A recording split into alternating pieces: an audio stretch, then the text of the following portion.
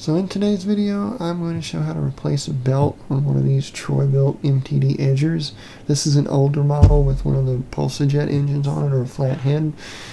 This repair is fairly straightforward. All you really need is 2 wrenches. And yeah, so let's get on with the video.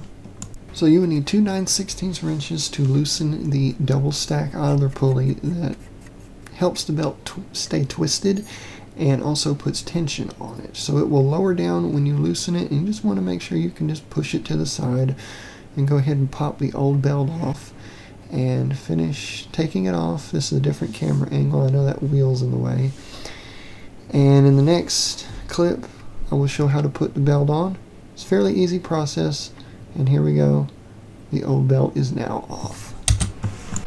So now we're going to install the new belt. There's the part number in case you want to know what it is. And to put the belt on, right in this little groove behind the spindle pulley, you're going to just put the belt in horizontally and make sure that the belt is close to and riding in the grooves on the stack pulley, and you'll need to twist it slightly here. I know the camera angle's not the greatest because that wheel's in the way, but once you kind of get it around the engine pulleys, you can see back there, and then you just got to kind of twist it and lock it up in the stack pulley just like this, and we can move on to the next step, which is tightening the stack pulley up, which will bring it over and put tension on the belt. So as you tighten the pulley, you will notice that it will begin to move, as you can see here.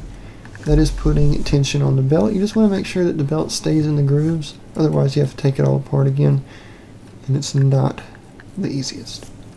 Next, this is a different camera angle, and it's not sped up, so you see here how you have to use 2 wrenches to get on the pulley. It can be aggravating, but it's doable. I recommend using a ratchet wrench up top and a regular wrench on the bottom.